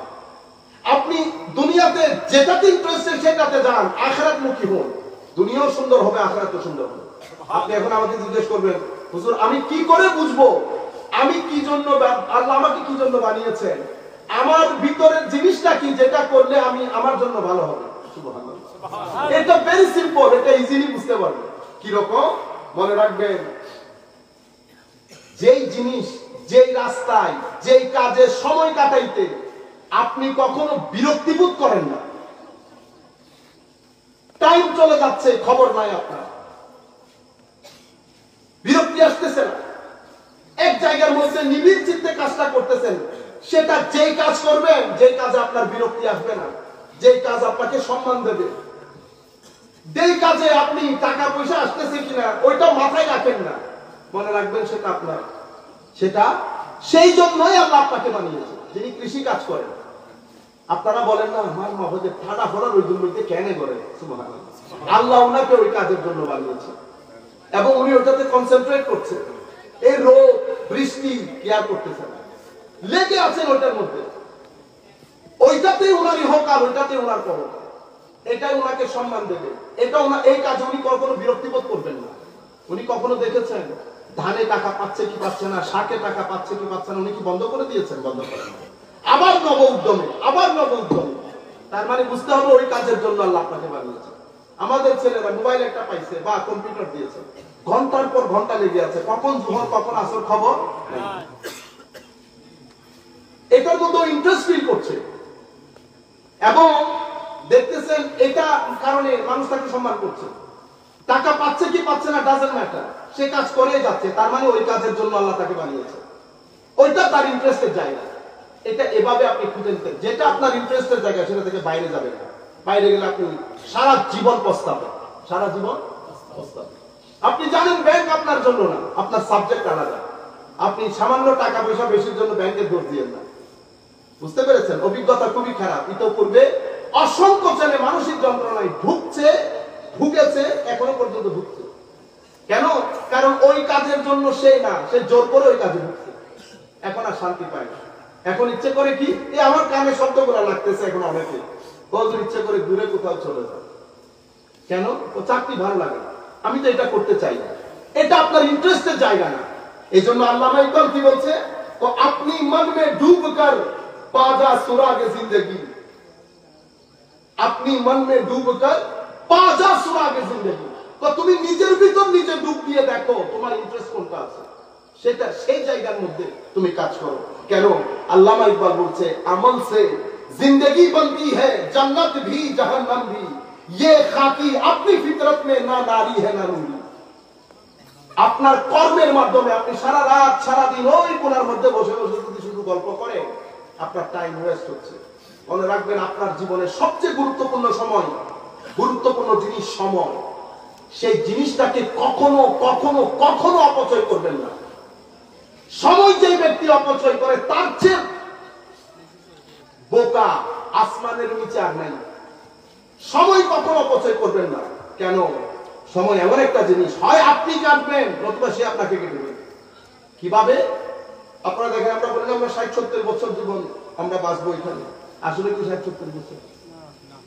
আপনারা আমরা যে পরিমাণ ঘুমাই 8-9 ঘন্টা, 60 বছরের জীবনের মধ্যে যদি 8 ঘন্টা করে ঘুমাই তাহলে তো 20 ঘন্টা ঘুমে চলে গেছে, 20 বছর ঘুমে চলে গেছে। কারো বয়স যদি 60 হয়, উনি যদি 8 ঘন্টা করে ঘুমান তাইলে তো ওনার ঘুমের সময় হচ্ছে 20 বছর। তো 20 বছর তো 60 বছর থেকে 20 বছর বাদ গেলে থাকে কয় 40 এর মধ্যে কুশল আছে, বাথরুম আছে, কথাবার্তা আছে, আর আসেনি জিন্দগি। এরপর আপনার কাজ, আমাদের কাজ ওই 8 ঘন্টা তো কাজে চলে যায়, তো 20 বছর তো আপনি ওই কাজের মধ্যে অতিবাহিত করে ফেলছেন। 20-এ 40 তো খতম, আপনি কই জিন্দগি। মনে রাখবেন এইটার ভিতরে আমার আল্লাহ আপনার কাছ থেকে মাত্র 6 মাস আশা করতে। 7 বছরের মধ্যে যারা 6 মাস আমার আল্লাহকে দিতে পারবেন না, তারা কি আল্লাহর রহমত কামনা করাটা যুক্তিযুক্ত হবে?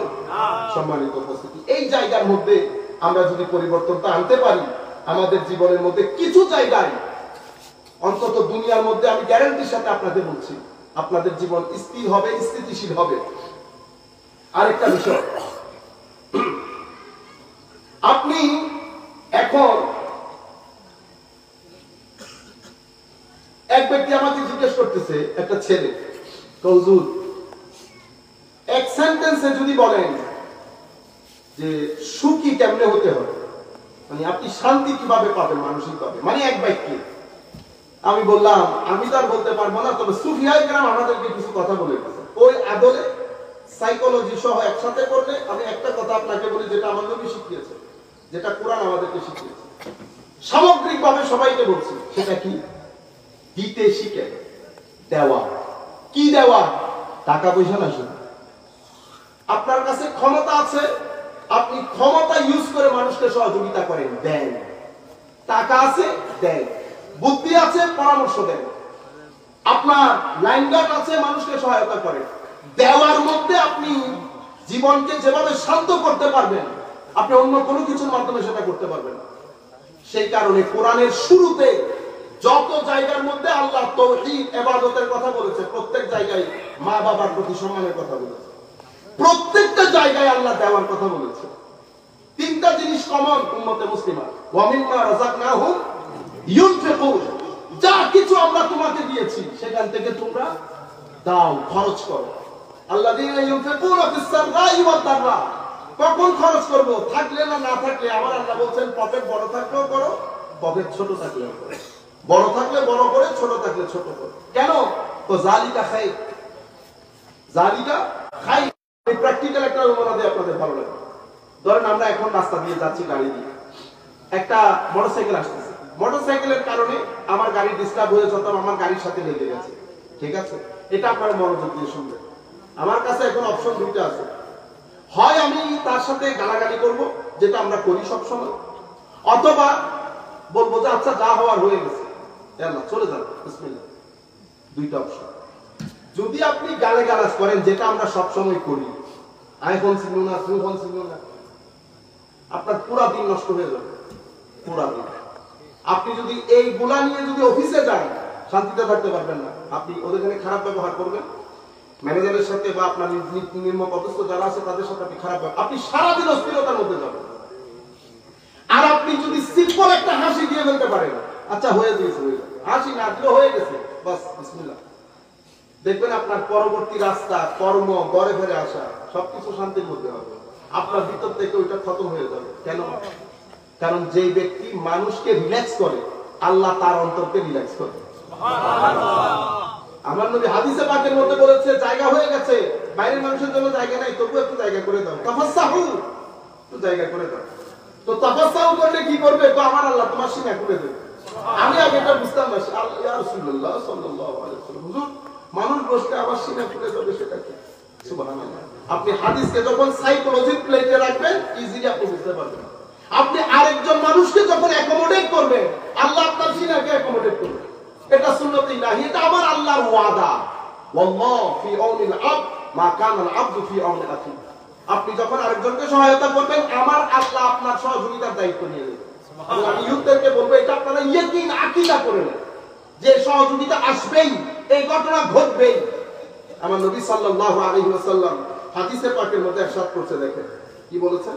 আন আবি যার রাদিয়াল্লাহু তাআলা আনহু, তিরমিজি শরীফের রাওয়ায়াত, قال قال رسول الله صلى الله عليه وسلم আমার নবী ارشاد করেছেন তাবাসসুমুকা ফি ওয়াজহি আখিকা লাকা সাদাকা আপনি যখন আরেকজন ভাইকে দেখে একটা হাসি দেবেন আপনি যখন হাসি দিয়েছেন শব্দ ব্যবহার হয়েছে সাদাকা সাদাকার সওয়াব পাবেন আমি এটাকে আমার মতো করে অনুবাদ করি আপনি মুস্কি হাসি দিলেন আরেকজন ভাইয়ের দিকে দেখে তো এটার মধ্যে সদকা আসলো করতে তো সদকা হচ্ছে আপনি যখন হাসিটা দেবেন আপনি যখন হাসি দেবেন আপনার হাসি মাখা মুখ ওই ব্যক্তিকে ভিতর থেকে রিল্যাক্স করবে ওই ব্যক্তিকে ভিতর থেকে রিল্যাক্স করবে ওই মেসেজটা আমার আল্লাহর কাছে যাবে আমার আল্লাহ মেসেজ যাওয়ার আগে আপনারটা রিল্যাক্স করে দিবে এখানে রিল্যাক্স করবে ওই পরকালের খাতার মধ্যে সিল করে যাবে তাই এটা শুধু আখিরাত মুখী না এটা রব্বানা আতিনা ফিদ দুনিয়া হাসানা ওয়া ফিল আখিরাতি হাসানা এটা দুনিয়ার মতো এটা আখিরাতের মতো এরপর আমার নবী কি বলছেন তো ওয়া আমরুকা বিল মারুফ ওয়া নাহিয়ুকা আনিল মুনকার সাদাকা ছেলে কতগুলা বসে ইফটিজিং করছে আপনারা সমাজের মধ্যে যে কয়েকজন ছেলে আছেন গিয়ে বুঝাবেন মনে রাখবেন মায়ের দাঙ্গা হাঙ্গামা তু মে ধাক্কা দেওয়া এগুলোর মাধ্যমে কোনো ব্যক্তি কখনো কনভিন্স হয় না কাউকে জোর করে কিছু করতে চাইবেন না কনভিন্স করার চেষ্টা করবেন এটা সুফিয়ায়ে কেরামের কাজ কনভিন্স করা আমরা কি করি ওয়াজ করার সময় আমরা এখানে বক্তব্য দেওয়ার সময় কি করি চাই যে আমি যেটা জানি সেটা মানুষকে কি আমার আকীদা খাওয়াই দেই হুঙ্কার মারি না আমি কাউকে খাওয়াই দেওয়ার জন্য আমাকে আল্লাহ পাঠান নাই আমার নবীর দায়িত্ব ছিল ওয়ামা আলাইনা ইল্লাল বালাগুল লাস্তা আলাইহিম বিমুসাইতে হাবিব মন খারাপ করেন কেন আপনি শুধু পৌঁছে দেন গ্রহণ করা না করা সেটা তাদের ব্যাপার আমি তাদেরকে বিবেক দিয়েছি বুদ্ধি দিয়েছি তাদের বুঝার কথা বুঝলে ফামান শাআ ফালইউমিন ওয়া মান শাআ ফালইয়াকফুর তার ইচ্ছে করলে মুমিন হোক ইচ্ছে করলে কাফের হোক এটা তাদের ব্যাপার তাদের ইচ্ছা তো আমাদের দায়িত্ব পৌঁছিয়ে দেওয়া কিভাবে পৌঁছাবো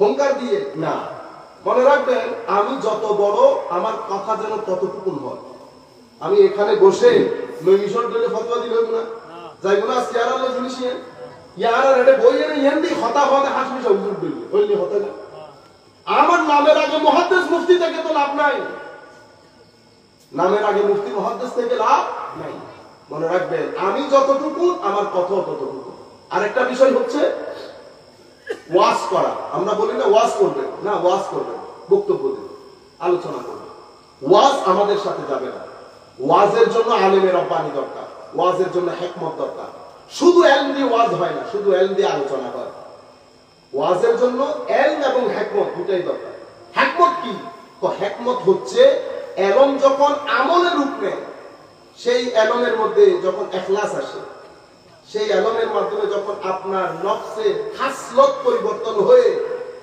ওখানে ভদ্রতা নম্রতা ইবাদত রিয়াজত সবকিছু একসাথে আসে সর্বসাকুল্যের ভিতরে তাকওয়ার বিল্ডিং নির্মিত হয় তখন আলেম হাকিম হয়ে যায় সুবহানাল্লাহ তখন ইলম এবং হিকমত যখন একসাথে হয় তখন সেই ব্যক্তির জন্য উচিত ওয়াজ করা তো সেই কারণে আমার আল্লাহ বলেছেন উদউ ইলা সাবিলি রাব্বিকা বিল হিকমা ওয়ালাকাদ আতাইনা লুকমানাল হিকমা আমি লুকমানকে হিকমত দান করেছি সেই হিকমতের কারণে লুকমান নিজের ছেলেকে ওয়াজ করেছে ওয়া ইয ক্বালা লুকমানু লিইবনিহি ওয়া হুয়া ইয়াইযুহু ওয়াজ করছে লুকমান সেই ওয়াজ আল্লাহ কোরআনে বর্ণনা দিয়েছেন লুকমানের ওয়াজ কোরআনে আসলো কেমনে এটা ওয়াজ হলো কেমনে তো কারণ আমি লুকমানকে শুধু ইলম দান করিনি তো হিকমত দিয়েছি সুবহানাল্লাহ এজন্য আমার আল্লাহ বলেন ইউতিল হিকমাতা মান ইয়াশা ওয়া মান ইউতাল হিকমা ফাকাদ উতিয়া খায়রান কাসীরা যেই ওয়াজ কখন হয় ওয়াজের মধ্যে আখলাক মানুষের আখলাক পরিবর্তন হয় ওয়াজের মাধ্যমে মানুষের অন্তরে আল্লাহর খৌফ খশিয়ত আদব ইশক মহব্বত জাগরিত হয় মহব্বত এই টোটাল জিনিস যখন একটা পজিটিভ দিকে নিয়ে যায় আখলাক থাকে মহব্বত থাকে ইশক থাকে খৌফ থাকে খশিয়ত থাকে তাকওয়া থাকে আখলাক সবকিছু যখন হয় তখন সেটাকে ওয়াজ বলে ওয়াজ অনেক বড় জিনিস ওয়াজ আমরা করব না আমরা আলোচনা করি তো আমরা ভালো কাজ প্রমোট করা কিভাবে কনভিন্স করা মানুষকে আপনি প্রথম দিন গিয়ে যদি লাঠি নিয়ে মারেন মানুষকে দেখে মানুষের আমার নবীর দরবারে এসে বলতেছেন ইসলাম কবুল করবো এক সপ্তাহে তো কি তো আমাকে ওপেন রিলেশনে বুঝতে পারতেছেন আপনারা এটার ইজাজত দিতে হবে আমার বাচ্চারা আছে আমি একটু অন্যভাবে বলতেছি আমার নবী দেখছেন, আমরা হইলে অনেক রেগে যেতাম। আমার নবী বলতেছেন আচ্ছা ওকে নো প্রবলেম। কিন্তু আরেক ব্যক্তি এসে যদি বলে ইসলাম কবুল করব, বাট ও যদি আমার কাছে পারমিশন চায় তোমার ফ্যামিলির কারো ব্যাপারে, আমি কি ইজাজত দিতে পারবো? তখন সেই ব্যক্তি বলতেছে ইয়া রাসূলুল্লাহ, কন্ডিশন ছাড়া ইসলাম কবুল করব, কন্ডিশন ছাড়া ইসলাম কবুল করব। সুবহানাল্লাহ। আমি আপনাদেরকে বোঝাতে চাচ্ছি এটা হচ্ছে ট্রিক, টেকনিক, হিকমতের সাথে, আদবের সাথে, যুক্তির সাথে, চরিত্রের সাথে। এখানে যেন কোনোভাবে কারো প্রতি পার্সোনাল অ্যাটাক না হয়। বুঝতে পেরেছেন সম্মানিত উপস্থিতি? এরপরে ওয়া ইরশাদুকা রাজুল ফি আরদি দালাল লাকা সাদাকা। একটা মানুষ রাস্তা চিনতেছে না, তাকে পরিপূর্ণরূপে রাস্তার দিশা দেওয়া, আমার নবী বলছেন এটা সদকার সওয়াব। দেখছেন সবকিছু দেওয়াতে, দিতে বলছে, দেওয়ার মধ্যে এই পরিমাণ রিল্যাক্সেশন আছে অন্তরের মধ্যে। এরপরে কি বলছে? ওয়া নাসরুকা লিররাজুল আর রাদিদ আল বাসার লাকা সাদাকা। এক ব্যক্তি চোখে দেখে না, তার দৃষ্টি হওয়া আপনার জন্য সাদাকা। এর পরবর্তীতে ওয়া ইমাতাতুকা আল হাজার ওয়া শামকাতা ওয়াল আজমা আনিত তারিক লাকা সাদাকা। রাস্তার মধ্যে এক কথায় রাস্তা পরিষ্কার করা আপনার জন্য সাদাকা। রাস্তা পরিষ্কার আপনি কার জন্য করবেন? মানুষের জন্যই তো। আমার নবী বলছেন ওয়া ইফরাদুকা মিন দালবিকা ফি দালবি আখিকা সাদাকা। আগের যুগের মানুষ তো দূর দারাজে বাকেট নিয়ে যেত পানির জন্য বা যে কোনো কিছু। আমার নবী বলছেন তোমারটা না, আগে ওরটা পুরাই দাও, এটা তোমার জন্য সাদাকা। যতটা কাজ আপনার জন্য সাদাকা, ততটা কাজ আপনার ভিতর জগৎকে রিল্যাক্স করবে, ততটা কাজ আপনার ভিতর জগৎকে রিল্যাক্স করবে। তো আমি আপনাদেরকে এক কথাই যেটা বলবো, আমিন মা রাযাকনাহুম মিন কুল, যেভাবে যে আন্দাজে যতটুকু আপনি দিতে পারবেন দেওয়া, এটার মাধ্যমে আপনার ভিতরের জগতে সুখ, শান্তি, রিল্যাক্সেশন আছে। আমরা আমাদের বক্তব্যের একেবারে আখেরি পর্যায়ে আর 2-3 মিনিটের মধ্যে আমরা শেষ করে দেবো ইনশাআল্লাহ। যেটা আমি আপনাদেরকে বলছি যে দুইটা জিনিস আপনাদেরকে বলে আমরা আমাদের বক্তব্য শেষ করে দিই। কখনো অলস সময় যাপন করবেন না, নিজেকে ব্যস্ত রাখবেন। কিসে ব্যস্ত রাখবেন? অন্তত আরবি ভাষা শিখেন। আপনার কাছে যদি হিউজ টাইম থাকে, আপনি যদি মনে করেন এই 2-3 মাস আপনি ফ্রি আছেন, আপনি আরবি ভাষা শিখেন, ইংরেজি ভাষা শিখেন। অন্তত কোনো একজন আপনাদের মসজিদের খতিবের কাছে, ইমামের কাছে সপ্তাহে 2-3 দিন কোরআন শরীফের কোনো একটা সূরা তাফসীর শিখেন। এগুলো আপনার জীবনকে কি পরিমাণ স্থিরতা দিবে আপনি কল্পনা করতে পারবেন। ডিপ্রেশন, বোরিং, আপনি আপনার জীবনে কোনো বোরিং থাকবে না। আজকের দিন থেকে আপনি পড়ার প্রতি মানে পড়তে আগ্রহী হন। যেই ব্যক্তি পড়ার আগ্রহ আছে সেই ব্যক্তির জীবনে কখনো, আমি যেটা সবচেয়ে বেশি ভয় পাচ্ছি সেটা হচ্ছে ডিপ্রেশন। কারণ আমি এটা দেখে আসছি ইংল্যান্ড আমেরিকাতে, এটা কি হয়। আমি চাই এই জিনিসটা আপনাদের জীবনে না আসে। আখেরি কথা মনে রাখবেন, এই জীবন এটা ফুলের না, এখানে সবাই আপনার জন্য গোলাপ ফুল বিছিয়ে রাখবেন। এখানে বলা, মুসিবত, বিপদ, আপদ, বৃষ্টির পানির মতো আপনার কাছে আসবে। কখনো আপনি অধৈর্য হবেন না। মনে রাখবেন আপনার জীবনের সবচেয়ে বড় উস্তাদ কে জানেন? আপনার বিপদ। জীবনের সবচেয়ে বড় শিক্ষক আপনার বিপদ। আপনার বিপদ আপনাকে শিখিয়ে দেবে জীবন কেমনে যাপন করতে হবে। সুতরাং বিপদ আপদ কখনো ভয় করবেন না। যারা ইউথ আছেন, মা আছে, বাবা আছে, ভাই আছে, বোন আছে, এটা একটা সেটআপ। মনে করবেন না এই সেটআপ অনেকদিন থাকবে। হয়তো 10 বছরের পর আপনার এই সেটআপ দেখবেন চেয়ার থেকে একজন হারিয়ে গেছে, আরেক চেয়ার থেকে আরেকজন হারিয়ে গেছে, আরেক চেয়ার থেকে আরেকজন হারিয়ে গেছে। 10-20 বছরের মাথায় আপনি ছাড়া চেয়ার আর কেউ নেই। এটাই দুনিয়া। দুনিয়াকে আল্লাহ এভাবে সাজিয়েছে। আমার মা সারা জীবন আমার সাথে থাকবে না, আমার বাবা সারা জীবন আমার সাথে থাকবে না। আমার জীবনে 2টা ঘর, একটা ঘর একটা কবর। আমরা কিছুদিন এখানে, কিছুদিন ওখানে। ওই জায়গাটাকে ভুলে গেছে। কিছু লোক, কিছু লালসা পাগল করে ছেড়ে দিয়েছে আমাদের। আখিরাতের সামনে আমরা পট্টিবাদী আছি। দুনিয়ার জন্য সেই পরিমাণ লোক আমাদেরকে পেয়ে বসেছে। দিন, ধর্ম, আকীদা, নামাজ, রোজা সবকিছু কম্প্রোমাইজ করছে এই লোকের 4 টাকার ধনের জন্য অথবা পাওয়ারের জন্য। আমার ভাইরা, 2 ঘর, এক ঘরে টাইলস লাগাচ্ছেন, কবরেও কিন্তু টাইলস লাগানো দরকার। আপনার জীবনে 2টা আশ্রয়স্থল, আপনি এটাকে আনকাবুত আওহানুল বুয়ুত বানায়েন না। আমার আল্লাহ বলছেন তুমি ঘরকে শক্ত করো। তুমি যদি আল্লাহ রাসূলের পথে থাকো, ঘর শক্ত থাকবে। আর যদি আল্লাহ রাসূলের পথ থেকে বের হয়ে যাও, তোমার ঘর মাকড়সার জালের মতো হবে। এবং আমার আল্লাহ বলছেন আউহারাল বুয়ুত লাবাইতুল আনকাবুত, মাকড়সার জাল, মাকড়সার ঘর সবচেয়ে নড়ে বড়ে হাতের ইশারায় নষ্ট হয়ে যায়। সুতরাং আউলিয়ায়ে কেরাম হুজুর গৌসুল আজম আমাদেরকে রাত দিন এগুলা শিখিয়েছে, কিন্তু এগুলা থেকে আমরা যোজন যোজন দূরে চলে গেছি। আমি আল্লামা ইকবালের একটা নাত পড়ে শের করে আমি আপনাদের থেকে বিদায় নেব। আল্লামা ইকবাল বলছেন, अपनी मन में डूब कर पाजा सुराग जिंदगी, तू अगर मेरा नहीं बनता न बन अपना तो बन। तो নিজের ভিতরে ডুব দে, জিজ্ঞেস কর নিজেকে নিজে, যে অপরিসীম শক্তি আল্লাহ তোকে দিয়েছে সেটা কাজে লাগা। তুই অন্তত আমার না হইলে অন্তত তুই নিজেরটা তো নিজে চিন্তা কর। মন কি দুনিয়া সৌদ ও মস্তি জজ্ব শো, তন কি দুনিয়া সৌদ ও সৌদা মাকরফন। হুজুর আল্লামা ইকবাল বলছেন, মনের দুনিয়ার মধ্যে আল্লাহ ইশকের আজীব তামাশা রেখেছে, ইশকের আজীব তামাশা রেখেছে। রাতের অন্ধকারে সোফার মধ্যে বসে আপনি ওই ইশক নিয়ে খেলতে পারবেন। যদি আপনি কোরআনের কোনো আয়াত না, কোনো একটা না, হুজুর ऐसा कोई इंतजाम हो जाए, শুধু যদি এই লাইন পড়তে থাকে রাতের মধ্যে, আপনি ইশকের তামাশা চলে রাতের মধ্যে। মৌলা তুই রে তুই, আউয়াল ও আখির মৌলা তুই রে তুই।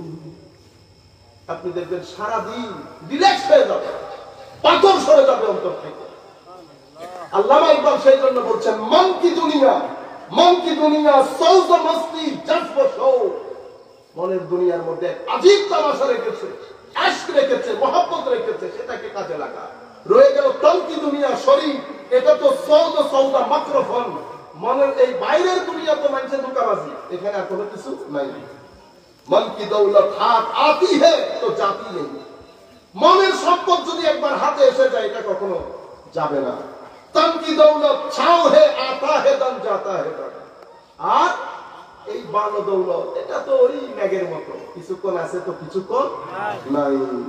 मन की दुनिया में न पाया मैंने अफरंगी का राज, मन की दुनिया में न देख मैंने शेख बरहमा।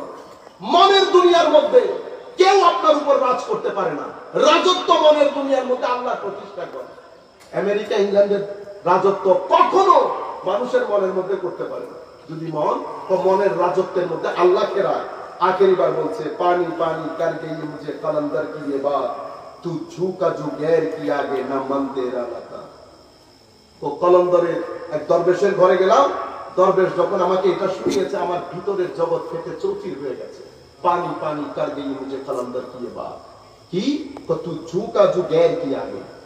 তুই যখন তোর কপালকে দুনিয়ার মানুষের কাছে কিছু পদের জন্য, কিছু টাকার জন্য, কিছু স্ট্যাটাসের জন্য মানুষের ধারে ধারে যখন হাত ফেলাই দিয়ে পাবে, না মানতে এরা তোর মনও গেছে, তো আর কোনো কিছু রইল। আপনি হাত যখন নিচে করে ফেলেছেন আর কোনো কিছু নাই। তাই এখন আপনি জিজ্ঞেস করতে পারেন, হুজুর আমাদের কাছে অনেকের কাছে গরিব শরীর, মানে আপনারা বুকে হাত দিয়ে বলেন, কোন বিপদের মধ্যে আপনি রাতের অন্ধকারে আল্লাহর দরবারে হাত তুলে বলেছেন আল্লাহ সাহায্য চাই? বলেন না কেউ। যেই ব্যক্তি সৃষ্টির কাছে দৌড়ায়, স্রষ্টা তার দিকে তাকায় না, স্রষ্টা তার দিকে তাকায় যিনি রাতের বেলায় আল্লাহর দরবারে হাত তুলে বলে, আল্লাহ আমি কিন্তু তোমার সৃষ্টি, সুতরাং আমি এই হাত নিয়ে মানুষের ঘরে ঘরে যাওয়া সম্ভব না। আল্লাহ তুমি জানো তুমি কেমনে সামলাবে। আমার আল্লাহর ওয়াদা হচ্ছে তাফাররাব, অর্থাৎ ইবাদতের মধ্যে মনোনিবেশ করো। যদি প্রবলেম হয়, যদি টাকা দরকার হয়, শরীরের সুস্থতা দরকার হয়, আমি আছি। যদি এটা না করো ইবাদতের মধ্যে তাফাররাব লি ইবাদত, যদি ইবাদতে মনোনিবেশ না করো, ওয়া ইন লাম তাফআল, কি হবে? তো বনের হরিণ, বাঘ যেমন হরিণের পিছনে পিছনে দৌড়ায়, তোমরা পিছনে পিছনে দৌড়াইতে থাকো না। হরিণ না, মনে রাখবি বান্দা, আমি তোকে সৃষ্টি করেছি, আমি তোর রব, আমার খজিনার মধ্যে কোনো কিছুর অভাব নাই। আমি কোন কায়নাত সৃষ্টি করে টায়ার্ড হই নাই, তোমাকে এক প্লেট ভাত দিয়ে টায়ার্ড হয়ে যাবো, এটা আমার আল্লাহ বলতেছে। যা তোমাকে দিয়েছি সন্তুষ্ট থাকো, তুমি সন্তুষ্ট থাকলে বাড়িয়ে দেবে, সন্তুষ্ট থাকলে বাড়িয়ে দেবে। আর যদি সন্তুষ্ট না থাকো, তাই ওই বনের বাঘের মতো হরিণের পেছনে দৌড়া। সম্মানিত উপস্থিতি, প্রত্যেকের রিজিক নির্ধারিত, সম্মান নির্ধারিত, নির্দিষ্ট সময়ের জন্য এসেছে। ঘরের মধ্যে হয়তো আর 10-20 বছর থাকবো, এরপর আবার আমার বাপ দাদার 14 গোষ্ঠীর মতো আমাদের কোথায় চলে যেতে হবে? কবরে। সুতরাং আমাদের তরুণদের জীবনের মধ্যে দুই জিনিস, একটা ঘর, একটা কবর। আমাদের সিলেবাসের মধ্যে ঘর কবর দুটাই যেন থাকে। জীবন থেকে মানুষকে ধোঁকা দেওয়া, অন্তত কয়েকটা জিনিস করবেন, জুলুম না করা, মানুষকে পরনিন্দা, পরচর্চা, মানুষ ঠকানি না। যারা ঠকায়, যারা মানুষের সাথে প্রতারণা করে, তারা আমার নবীর উম্মত না। আমি যদি প্রতারণা করি, আমি উম্মত না। আপনি ছেলেদেরকে পড়ান, মেয়েদেরকে পড়ান তো, প্রাইভেট পড়ান তো, পড়ানোর সময় যদি মোবাইল এমনি করেন 1 ঘন্টার পড়ানির মধ্যে, কিন্তু আপনি প্রতারণা করেছেন। প্রতারক কখন আমার নবীর উম্মত হয় না। আমি যদি এখানে এসে প্রতারণা করি, আমি আমার নবীর উম্মত না। কিরকম প্রতারণা? আমি বস্তির মধ্যে আছি, মাহফিল একটা আছে আল্লাহর কথা, যাই বসাই মৃত্যুর কথায় নাচ করি, কেরাত করি, সনডিল্লে করি, ঘন্টা দেবী, এটাকে প্রতারণা করে। হ্যাঁ, কালে বদলে হঠাৎ করে করলাম, সেটা এক জিনিস। আপনি যখন ইউজ হয়ে যাবেন প্রতারণার মধ্যে, আমার নবী বলছে মান গাসসানা ফালাইসা মিন্না। আপনি যখন বড়দেরকে সম্মান করা বন্ধ করে দিবেন, আমার নবী বলছে তুই আমার উম্মত না। আমার উম্মত, আমার কালচার আছে। আমার নবী বলছে আমার কালচার আছে। মাল্লাম ইয়ারহাম সাগীরানা ওয়া ইউআযযিম কাবীরানা আও ওয়া ইউওয়াক্কির কাবীরানা আও কামা ক্বালা নবী সাল্লাল্লাহু আলাইহি ওয়াসাল্লাম ফালাইসা মিন্না। বড়দেরকে সম্মান না করলে, ছোটদেরকে স্নেহ না করলে, দয়া না করলে, আমার নবী বলছে আমার উম্মত না। জুলুম করলে আমার নবী বলছে উম্মত না। প্রতারণা করলে আমার উম্মত না। এই কাজগুলো আমরা সারাদিন করি। আবার আমার নবী এখন এতগুলা কাজ সারাদিন করে কবরের মধ্যে যদি বিসমিল্লাহি ওয়া আলা মিল্লাতি রাসূলিল্লাহ বলবো অবশ্যই, আমার নবী গ্রহণ করবে কিনা আল্লাহ পাক ভালো জানেন।